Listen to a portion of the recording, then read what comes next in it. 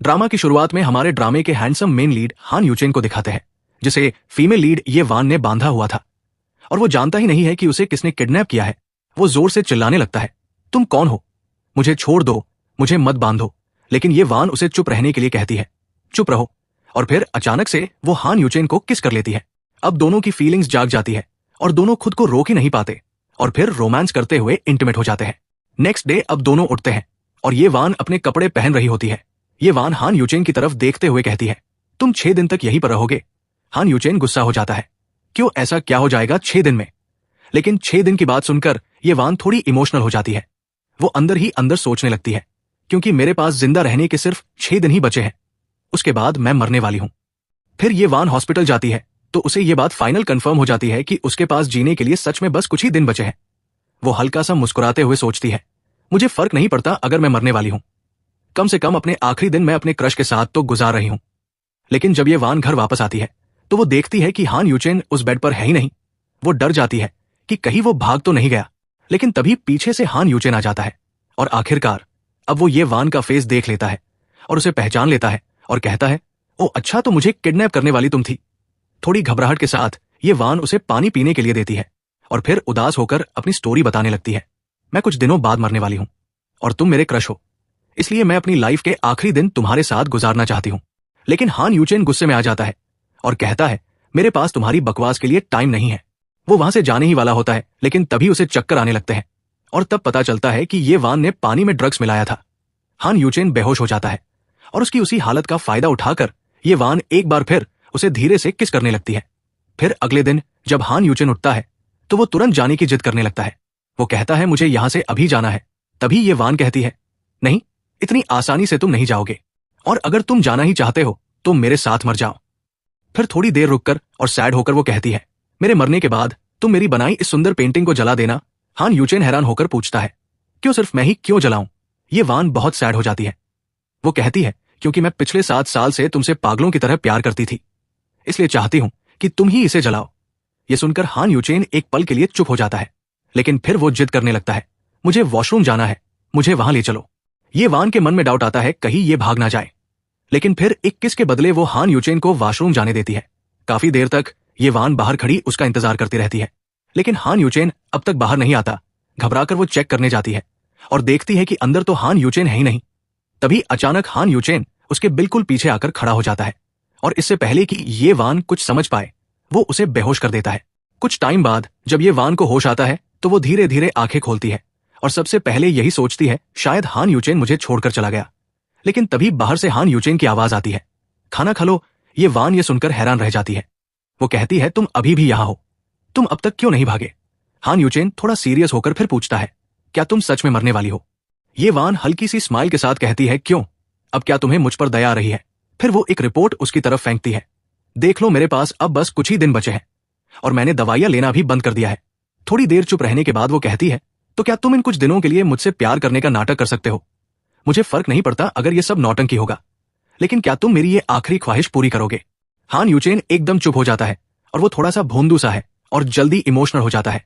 कुछ पल सोचने के बाद हान यूचेन हाँ कर देता है। फिर वो दोनों काफी क्लोज आ जाते हैं और अब हान यूचेन ये वान के लिए खाना बना रहा होता है और ये वान हान यूचेन की पेंटिंग बना रही होती है।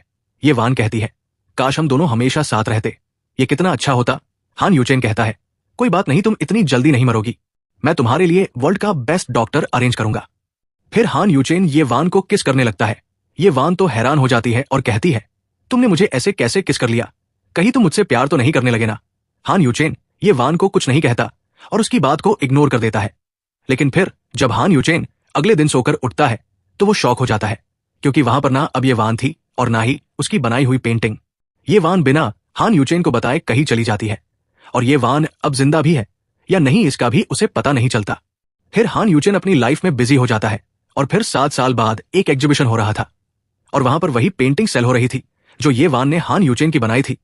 उस पेंटिंग का प्राइस 50,000 था, लेकिन वहां उस पेंटिंग को लेने के लिए काफी रिच इंसान आए हुए थे और एक इंसान उस पेंटिंग को 3 लाख में खरीदने के लिए तैयार था।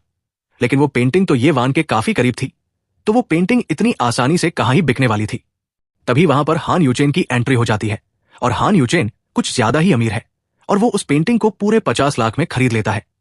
वहां के मैनेजर के दिल में तो ये सुनकर लड्डू फूट जाते हैं और वो ये पेंटिंग हान यूचेन को दे देता है। हान यूचेन को उस पेंटिंग को देखकर ये वान की याद आ रही थी। तभी वहां पर हान यूचेन की गर्लफ्रेंड लुओ फी की एंट्री होती है और वो कहती है, इस पेंटिंग में इतना खास क्या है जो तुमने इसे इतना महंगा खरीदा? चलो वैसे ठीक ही है, क्योंकि ये पेंटिंग तुम्हारे फेस की है तो महंगी तो बिकनी ही थी। लेकिन तभी एक कांड हो जाता है, क्योंकि वहां वो मैनेजर वापस आ जाता है और हेजिटेट होकर कहने लगता है, सॉरी सर, मुझे ये पेंटिंग वापस चाहिए। हम आपको अब ये पेंटिंग नहीं दे सकते हैं, क्योंकि इस पेंटिंग के ओनर ने इसे बेचने से मना कर दिया है। हान यूचेन ये सुनकर हैरान हो जाता है कि इस पेंटिंग की ओनर तो ये वान है, तो क्या इसका मतलब वो अभी भी जिंदा है, उसे कुछ नहीं हुआ? फिर मैनेजर इशारा करके ओनर के बारे में बताता है और हान यूचेन भागकर उसका पीछा करता है और फिर वो ये वान को एक सीईओ से बात करते हुए सुनता है, जिसकी कंपनी ने पेंटिंग बेच दी थी। ये वान कह रही थी, तुमने मेरी परमिशन के बिना उस पेंटिंग को कैसे बेच दिया? मैं उस पेंटिंग को नहीं बेचना चाहती थी, मुझे वो पेंटिंग वापस कर दो। लेकिन वो सीईओ जिद करने लगता है, तुम समझ क्यों नहीं रही हो? ये पेंटिंग किसी नॉर्मल इंसान ने नहीं बल्कि एक बिलियनर ने खरीदी है और उसने इतनी सड़ी सी पेंटिंग के लिए 50 लाख हमें दिए हैं। ये सुनकर हान यूचेन को गुस्सा आ जाता है और वो सीईओ को ये वान से माफी मांगने को कहता है। सीईओ काफी ओवर एक्टिंग करने के बाद फाइनली सॉरी बोलकर वहां से चला जाता है। लेकिन असली शौक तो अब लगने वाला है, क्योंकि हान यूचेन ये वान से पूछने लगता है, तुम उस दिन के बाद कहां गायब हो गई थी? तुम जिंदा हो और तुमने मुझे ये बात बताना जरूरी नहीं समझा। लेकिन तभी वहां पर ये वान की बच्ची आ जाती है। हान यूचेन उसे देखकर हैरान हो जाता है, क्योंकि उस लड़की की वहां वाइल्ड कार्ड एंट्री हो गई थी। हान यूचेन फिर उस बच्ची से नाम पूछने लगता है और हक करने के लिए बोलता है, लेकिन वो लड़की ये वान की तरह ही शैतान थी। वो कहने लगती है, माना कि आप हैंडसम हो तो इसका मतलब ये नहीं कि आप किसी से भी हक मांगते फिरो। फिर वो बच्ची अपना नाम बता देती है और उसका नाम मोमो होता है। तभी ये वान हान यूचेन को कहने लगती है, तुम अब ये पेंटिंग रख सकते हो और ना ही मुझे ये पेंटिंग चाहिए और ना ही इस पेंटिंग के पैसे। लेकिन तभी मोमो पैसों वाला बैग झट से पकड़ लेती है और कहती है, वैसे मॉम हमें पैसे रख लेने चाहिए, किसी और का गुस्सा हमें पैसों पर नहीं निकालना चाहिए। लेकिन तभी लुओफी मोमो पर गुस्सा करना शुरू कर देती है, तुम तो काफी बदतमीज हो, तुमने इतनी यंग एज में ही लड़कों को सेड्यूस करना सीख लिया है, लगता है तुमने ये सब अपनी माँ से सीखा है। लेकिन तभी हान यूचेन काफी शॉकिंग बात ये वान से पूछने लगता है, ये बच्ची वैसे मेरी ही है ना? मैं इसका डैड हूं ना? ये वान ये सुनकर थोड़ा ऑकवर्ड हो जाती है, नहीं तुम इसके डैड नहीं हो और मैं 7 साल पहले ही तुम्हारे लिए मर गई थी, तो मेरा पीछा करना छोड़ दो। ऐसा कहकर ये वान वहां से चली जाती है। उधर हान यूचेन अपनी फियांसे के साथ एंगेजमेंट कैंसिल करवा देता है, क्योंकि अब ये वान वापस आ गई है और इतनी आसानी से हान यूचेन ये वान का पीछा कहां ही छोड़ने वाला है। और वैसे भी हान यूचेन और लुओफी का रिलेशन तो एक बिजनेस डील है, लेकिन लुओफी हान यूचेन से काफी ऑब्सेस्ड है। वो उसे कहने लगती है, अगर तुम्हें बच्चे इतने ही पसंद हैं तो मैं तुम्हें बच्चे दे सकती हूं, लेकिन प्लीज हमारी एंगेजमेंट को कैंसिल मत करो, मैं तुमसे बहुत प्यार करती हूं। लेकिन हान यूचेन तो अब लुओफी की कोई भी बात सुनने वाला नहीं था और वो वहां से गुस्से में जाकर अपने मैनेजर को कहता है, मैंने पिछले 7 सालों में तुम लोगों को ये वान को ढूंढने को कहा था, तो क्या तुम्हें वो इतने टाइम में इस पूरी दुनिया में कहीं भी नहीं दिखी थी? तभी मैनेजर हान यूचेन का पोपट कर देता है। वो कहता है, लेकिन सर आपने तो हमें बस शमशान घाट पर ही नजर रखने को कहा था ना। हान यूचेन ऑकवर्ड होकर रह जाता है और फिर मोमो का डीएनए टेस्ट करवाने का ऑर्डर देता है। इधर दूसरी ओर ये वान एक लड़के जिसका नाम मोजे है उसके साथ एक क्लब में बैठी होती है। तभी वहां पर हान यूचेन डीएनए रिपोर्ट लेकर आ जाता है और कहता है, अब तो प्रूव हो ही गया है कि मोमो मेरी ही बच्ची है। फिर हान यूचेन मोजे को वहां से जाने को कहता है कि हमें कुछ टाइम अकेला छोड़ दो, मुझे ये वान से कुछ बात करनी है। लेकिन मोजे कहने लगता है, मैंने तुम्हारी बच्ची की पूरे 6 साल केयर की है, तो मैं यहां से नहीं जाने वाला, मुझे भी सुनना है तुम क्या बात करने वाले हो। फिर गुस्से में दोनों के बीच हाथापाई शुरू हो जाती है। तभी ये वान दोनों को चुप रहने को कहती है और हान यूचेन को कहने लगती है, ये रूम ऑलरेडी बुक्ड है और यहां पर काफी लोग गेम खेलने आएंगे, तो हम कभी और इस बारे में बात करेंगे, तुम जाओ यहां से। लेकिन तभी हान यूचेन पैसे निकालकर उस प्लेस को खरीदने लगता है।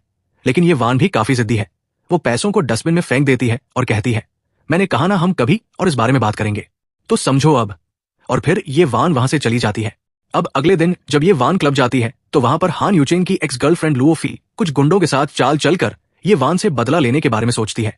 कुछ टाइम बाद गुंडे ये वान को घेर लेते हैं और वो ये वान को छेड़ने की कोशिश करने लगते हैं। लेकिन ये वान तो काफी चिल होती है, वो उनसे डर ही नहीं रही थी। वो सबसे ज्यादा बकवास करने वाले गुंडे को जोर से मार देती है और वो जमीन पर गिर जाता है। फिर एम्बेरस होकर वो ये वान पर अटैक करने ही वाला था। तभी वहां हान यूचेन आकर ये वान को बचाने लगता है और गुंडों को मार देता है। कुछ टाइम की फाइट के बाद ये वान वहां से जाने लगती है। लेकिन तभी हान यूचेन उसे रोक देता है और जाने नहीं देता और कहता है, तुम हमारे बीच पैदा हुई मिसअंडरस्टैंडिंग को क्लियर करे बिना कहीं भी नहीं जाने वाली हो। तुमने 7 साल पहले मुझे यूज किया और फिर अचानक गायब हो गई। क्या तुम सिर्फ मुझे यूज ही करना चाहती थी? और क्या तुम मुझसे सच में प्यार नहीं करती? तुमने जो कुछ भी बोला था वो सब क्या झूठ था। ये वान कुछ बोल ही नहीं पा रही थी। वो बस हान यूचेन को देखती रहती है और फिर उसे किस कर लेती है। फिर हान यूचेन गुंडों पर पैसे फेंक देता है ताकि वो अपनी टूटी हड्डियों का इलाज कर ले, और ये वान को स्टाइल में उठाकर हान यूचेन उसे वहां से ले जाता है। फिर हान यूचेन ये वान को रूम में ले जाता है और रूम में उससे पूछने लगता है, अब तुम मुझे सच बताओ कि तुम 7 साल पहले मुझे छोड़कर कहां चली गई थी। लेकिन ये वान अभी भी उसे सीधा जवाब नहीं दे रही थी और वो हान यूचेन को किस करने लगती है। लेकिन हान यूचेन उसे रोक लेता है, नहीं, आज तुम बिना आंसर दिए कहीं भी नहीं जाओगी और ना ही मुझे छुओगी। फिर ये वान धीरे से कहती है, मैं तुमसे बहुत प्यार करती हूं। मैंने तुमसे झूठ नहीं बोला है, लेकिन मैं तुम्हें अभी कुछ भी नहीं बता सकती हूं। तुम्हें थोड़ा वेट करना होगा। आखिर में हान यूचेन के पास भी कोई ऑप्शन नहीं बचता और वो ये वान की बात मान लेता है। फिर दोनों एक दूसरे के करीब आ जाते हैं और धीरे धीरे किस करने लगते हैं और फिर दोनों रूम में जाकर इंटीमेट हो जाते हैं। लेकिन बेचारा हान यूचेन जब अगले दिन सोकर उठता है तो वहां पर यह वान होती ही नहीं है। वो फिर से गायब हो चुकी थी, बिल्कुल वैसे ही जैसे 7 साल पहले हुआ था। हान यूचेन ये वान को पूरे घर में ढूंढ ही रहा था, तभी हान यूचेन की मॉम उसकी एक्स गर्लफ्रेंड के साथ वहां आ जाती है और वो दोनों बहुत गुस्सा थी क्योंकि हान यूचेन ने एंगेजमेंट कैंसिल कर दी थी। हान यूचेन की मॉम साफ मना कर देती है कि एंगेजमेंट बिल्कुल भी कैंसिल नहीं होने वाली है। लेकिन हान यूचेन गुस्से से कहता है कि नहीं, मैं शादी नहीं करने वाला, मेरी एक बच्ची भी है और उसकी मां भी है, मुझे उन दोनों का ध्यान रखना है। ये बात सुनकर हान यूचेन की मॉम हैरान हो जाती है कि ये कब हुआ, और अब वो भी पार्टी बदल देती है और एंगेजमेंट कैंसिल करने को कहती है। लेकिन लुओ फी काफी गुस्सा हो जाती है और हान यूचेन की मॉम को मैनिपुलेट करने की कोशिश करती है कि कोई बात नहीं, अगर हान यूचेन के बच्चे हैं तो मुझे फर्क नहीं पड़ता, मैं उस बच्चे की केयर कर लूंगी, मुझे स्टेप मॉम बनने में कोई दिक्कत नहीं है, बस आप मेरी शादी एक बार हान यूचेन से करवा दो ना। लेकिन हान यूचेन की मॉम साफ मना कर देती है कि उस बच्चे की मां अभी जिंदा है तो उस बच्चे को स्टेप मॉम की कोई जरूरत नहीं है, और वैसे भी अगर तुम में से अभी भी एक इंसान शादी के लिए नहीं मान रहा तो तुम दोनों शादी के बाद क्या ही खुश रहोगे, इसीलिए अब तुम चली जाओ। ये सुनकर वो इरिटेट हो जाती है और फाइनली गुस्से में वहां से चली जाती है। उधर दूसरी ओर मोमो अपने अंकल के साथ खेल रही थी। तभी उसे पता चलता है कि ये वान लास्ट नाइट घर पर नहीं थी, पता नहीं वो किसके साथ थी। फिर अंकल गुस्से में आकर ये वान को घर बुलाने को कहता है। जब ये वान घर आती है तो अंकल ये वान को सुनाना शुरू कर देता है कि तुम अब काफी बदल गई हो, क्या तुम भूल गई हो, तुम्हारे पेरेंट्स के मरने के बाद मैंने ही तुम्हें पाला है, तुम मेरे भाई की लड़की हो, तभी मैंने तुम्हारा ध्यान रखा है, और पहले तुम काफी सारी पेंटिंग्स भी बनाया करती थी और पेंटिंग बनाते टाइम तुम काफी सुंदर लगती थी, बिल्कुल अपनी मां की तरह। लेकिन अब सब बदल गया है, तुमने पेंटिंग बनाना ही छोड़ दिया। चलो फिलहाल तुम ये सब छोड़ो और मुझे ये बताओ कि तुम कल कहां पर और किसके साथ थी। वैसे मुझे पता है तुम पक्का हान यूचेन के साथ ही थी। तभी वहां मोजे आ जाता है, वो उस अंकल का लड़का होता है। वो झूठ बोल देता है कि नहीं, ये वान कल रात मेरे साथ थी, हान यूचेन के साथ नहीं, और मैं चाहता हूं आप मेरी और ये वान की शादी करवा दो, इसके बाद आपको हान यूचेन से डरने की कोई जरूरत नहीं होगी। लेकिन तभी वो अंकल अपने ही लड़के को एक जोर का थप्पड़ मार देता है और बोलता है कि मैं जिस भी लड़की को पसंद करता हूं उस पर तुम अपनी नजर डाल देते हो। लेकिन कुछ टाइम बाद उस बूढ़े ठरकी आदमी को अपने बेटे का आइडिया पसंद भी आता है और कहता है, ठीक है, वैसे भी अगर ये वान की शादी मेरे लड़के से होगी फिर तुम मेरे घर से कहीं भी नहीं जा पाओगी और तुम मेरी आंखों के ही सामने रहोगी। फिर दोनों वहां से चले जाते हैं। उधर दूसरी ओर वो अंकल लुओ फी पर काफी गुस्सा करने लगता है कि तुमने हान यूचेन के साथ एंगेजमेंट क्यों तोड़ दी, अब हमें एक भी पैसा नहीं मिलने वाला। दरअसल लुओ फी इस अंकल की स्टेप डॉटर है और ये अंकल लुओ फी की शादी जबरदस्ती हान यूचेन से करवाना चाहता है ताकि उसे पैसे मिल सके। बेचारी लुओ फी रोने लगती है कि मैंने नहीं, हान यूचेन ने खुद ये वान के चक्कर में मुझसे एंगेजमेंट तोड़ दी है और अब हान यूचेन की मॉम भी इस एंगेजमेंट के अगेंस्ट है। वो अंकल गुस्सा हो जाता है कि मुझे फर्क नहीं पड़ता, जो भी हो, पर तुम्हारी हान यूचेन के साथ एंगेजमेंट टूटनी नहीं चाहिए। और अगले दिन हान यूचेन की मॉम उस अंकल के घर आ जाती है। वो पूरे मूड में होती है कि आज तो मैं एंगेजमेंट कैंसिल करवा के ही रहूंगी। वो अंकल काफी चालाक है, वो मैनिपुलेट करके प्यार से बात करने की कोशिश करता है। लेकिन तभी वहां पर मोजे और ये वान आ जाते हैं। अंकल उन दोनों को इंट्रोड्यूस करवाने लगता है कि मोजे मेरा लड़का है और ये वान इस घर की होने वाली बहू है। हान यूचेन ये न्यूज सुनकर हैरान हो जाता है और जेलसी से टमाटर की तरह लाल हो जाता है।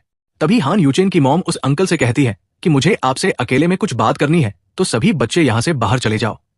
और जैसे ही ये वान बाहर आती है, हान यूचेन उसे पकड़ लेता है और साइड में ले जाता है और हर्ट होते हुए कहता है, ओ तो तुम अब किसी और से शादी करने वाली हो, और वो मैं ही पागल हूं जो तुमसे प्यार कर बैठा और लुओ फी के साथ एंगेजमेंट कैंसिल कर दी। तुम मेरे साथ ऐसा कैसे कर सकती हो। फिर ये वान को भी हान यूचेन का क्यूट सा सैड फेस देखकर बुरा लगता है और फिर ये वान और दूसरी तरफ हान यूचेन की मॉम सच बताना शुरू कर देती है। वो कहती है कि ये वान का फेस तो पूरा अपनी मॉम पर गया है ना, तो क्या तुम तभी से उसे अपने पास रख रहे हो, और ये वान के पेरेंट्स की डेथ किसी और की नहीं बल्कि उसी अंकल की वजह से हुई थी। क्योंकि ये वान के पेरेंट्स का फूड का बिजनेस था और अंकल एक्सपेरिमेंट करता रहता था। लेकिन एक दिन अंकल ने एक्सपेरिमेंट वाली दवाई खाने में मिला दी थी और ये वान के पेरेंट्स पूरे सिटी में बदनाम हो गए थे। उन्हें जेल भी जाना पड़ा था। कुछ टाइम बाद ये वान के पेरेंट्स की कार एक्सीडेंट में डेथ हो गई, लेकिन वो एक प्लान्ड एक्सीडेंट था जो अंकल ने करवाया था, क्योंकि उन्हें अंकल का सच पता चल गया था कि वो कैंसर कॉजिंग मेडिसिन सेल करता है। यहां तक कि 7 साल पहले जब ये वान बीमार हुई थी, वो भी अंकल की बनाई दवाइयां खाने से ही बीमार हुई थी, क्योंकि वह दवाइयां कैंसर पैदा करने वाली थी। इसलिए 7 साल पहले ये वान अचानक से गायब हो गई थी, क्योंकि उसे अंकल का सच पता चल गया था और वो अपने पेरेंट्स की डेथ का रिवेंज लेना चाहती थी। ये सब सुनकर हान यूचेन हैरान रह जाता है और ये वान से कहता है, मैं तुम्हारे रिवेंज को पूरा करने में हेल्प करूंगा, अब तुम अकेली नहीं हो। ये वान ये बात सुनकर हल्का सा स्माइल कर देती है और फिर दोनों एक दूसरे के करीब आ जाते हैं। उधर दूसरी ओर लुओ फी हान यूचेन को ढूंढ रही होती है कि वो कहां चला गया, और फिर दोनों हान यूचेन और ये वान को ढूंढने लगते हैं। तभी मोजे की नजर एक रूम पर पड़ती है जहां वो दोनों साथ होते हैं, लेकिन मोजे लुओ फी को वहां जाने नहीं देता और झूठ कहता है कि इस रूम में भी वो दोनों नहीं है, पता नहीं कहां चले गए हैं। पर फिर लुओ फी अंकल के पास जाती है और कहती है कि हान यूचेन और ये वान नहीं मिल रहे हैं, पता नहीं दोनों कहां चले गए हैं। फिर वो पागल इंसान लुओ फी को मारने लगता है कि तुम किसी काम की नहीं हो। फिर लुओ फी कहती है कि एक काम करते हैं कि हम ये वान को मार देते हैं, फिर मैं हान यूचेन को पक्का अपने वश में कर लूंगी। पर जब तक ये वान जिंदा है तब तक हान यूचेन को पाना पॉसिबल ही नहीं है। ये सुनकर सनकी इंसान पागल हो जाता है और कहता है कि तुम्हारी हिम्मत कैसे हुई ये वान को छूने के बारे में सोचने तक की। फिर वो लुओ फी को जबरदस्ती एक दवाई पनिशमेंट के तौर पर खाने को देता है, और वो दवाई नॉर्मल नहीं थी, वो कैंसर करने वाली दवाई थी। और जब तक अंकल लुओ फी को इंजेक्शन नहीं लगाएगा तब तक वो धीरे धीरे 15 दिन के अंदर मर जाएगी। बेचारी लुओ फी ये सुनकर पूरी तरह टूट जाती है। उसे समझ ही नहीं आता कि कोई इंसान अपने बच्चे के साथ ऐसा कैसे कर सकता है। तभी वहां पर एक सिक्योरिटी गार्ड आता है और अंकल को कहता है कि हान यूचेन आपसे मिलने आया है। वो हैरान हो जाता है कि अब क्या हो गया जो इतना स्पेशल टाइम निकालकर हान यूचेन मुझसे मिलने आ गया। फिर अंकल भी हान यूचेन से मिलने चला जाता है। हान यूचेन अंकल से पूछने लगता है कि मेरी बच्ची कहां पर है, मैं उसे वापस लेने आया हूं। पहले वो अंकल मना कर देता है कि मुझे क्या पता होगा तुम्हारे बच्चे के बारे में, मुझे इस बारे में कुछ पता नहीं है कि वो कहां है। लेकिन हान यूचेन पुलिस को कॉल करने की धमकी दे देता है, जिसे सुनकर अंकल डर जाता है। फिर वो मोमो को ले आता है और हान यूचेन को दे देता है, लेकिन हान यूचेन कहता है कि मैं मोमो के साथ उसकी मां को भी लेने आया हूं। यह सुनकर अंकल गुस्सा हो जाता है और साफ मना कर देता है कि ये वान मेरे घर की बहू बनने वाली है, इसे तुम नहीं ले जा सकते हो। लेकिन हान यूचेन जिद में ही था कि आज वो ये वान को वहां से लेकर ही जाएगा। तभी ये वान खुद हान यूचेन के साथ जाने से मना कर देती है। हान यूचेन थोड़ा हर्ट हो जाता है, फिर समझ जाता है कि शायद ये वान का कोई प्लान होगा, इसलिए वो उसके साथ आने से मना कर रही है। फिर वो सिर्फ मोमो को ही लेकर घर चला जाता है। उधर हान यूचेन की मॉम मोमो को देखकर काफी खुश हो जाती है। उन्होंने मोमो के लिए काफी ज्यादा गिफ्ट्स प्रिपेयर किए थे। उन्होंने पैसे और एक कार भी मोमो के लिए खरीद ली थी।